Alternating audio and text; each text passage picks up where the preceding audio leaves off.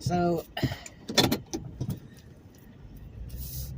this is a car I have seen probably 4 or 5 times over here at this mall by Panera Bread. And sometimes it sits in the afternoon, and sometimes it's just early in the morning. Over here by Panera Bread in Mary Esther, at the Mall of Mary Esther. This car, they have like 1 or 2 windows open, and they have all these like rags hanging in the windows, blowing around. And right now it's pretty hot. Even at night, you're running about 90, 95 to 100 in the car. You got to be really careful. But see the black? Now, why anyone is putting black stuff up in their windows? Because black absorbs heat. I guess it's black hefty bags. And it's a Nissan Sentra from,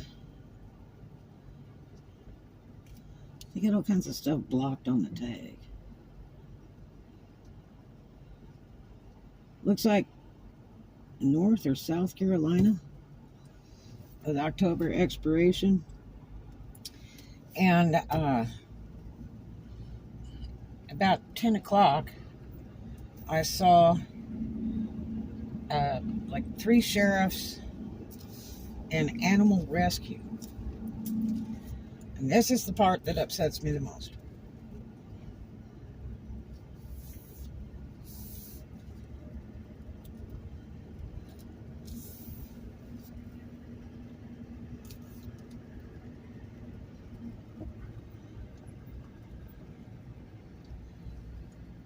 If I could see if it's north or south. I'll get closer to it, I guess. It says it has a Clemson sticker in the back window. I really don't want to say the tag number on the internet, but if it's one of your family members, they have a handicap placard on the mirror, but you know, they might not even be handicapped, might have stole that sucker. And that's another thing, if you're boondocking in your car, don't advertise you're old, handicapped, or on Social Security, because the problem is that they think you have money, and they may try to rip you off or hijack your car, figuring you're helpless. But the car is, okay, it looks like South Carolina tag with a blue palm tree. They pulled one old, like, pug dog. It looked old, kind of white looking, and didn't look super friendly.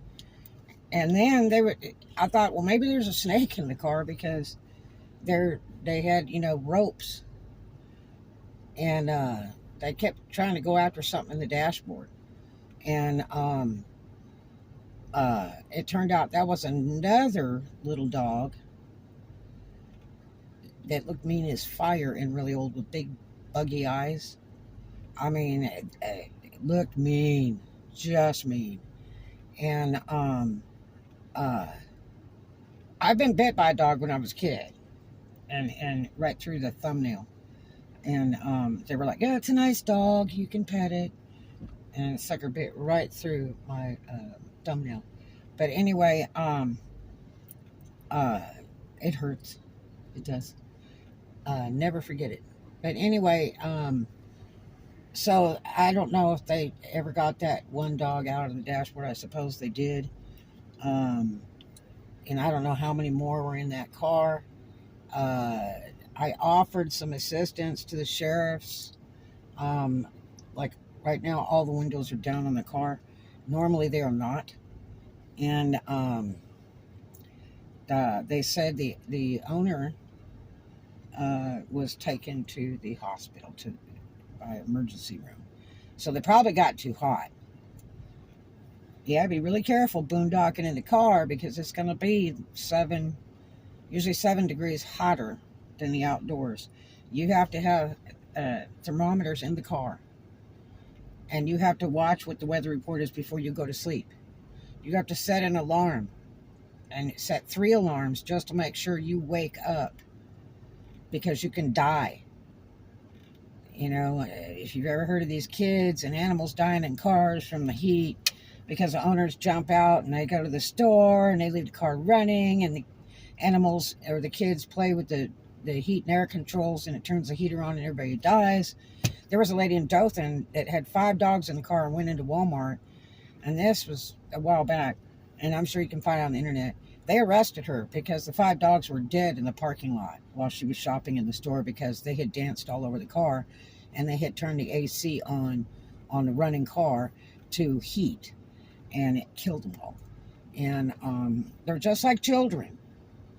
They're animals, and you're a cruel son of a gun when you kill an animal like that cruelly, and you're not eating it or using the pelt. Okay? That's a pet. It's just like a child. It's something you're supposed to care for. You're something that you're supposed to be responsible for. So do it in a grown-up world, in a grown-up way, and be considerate. Now, one thing I'm absolutely against: if you're boondocking, you have no business having animals. That's just wrong, especially in extreme weathers. That's just wrong. There's so many shelters, and there's no-kill shelters and all that, that'll find a nice home for that animal. You have no business, zero business, keeping an animal in the vehicle.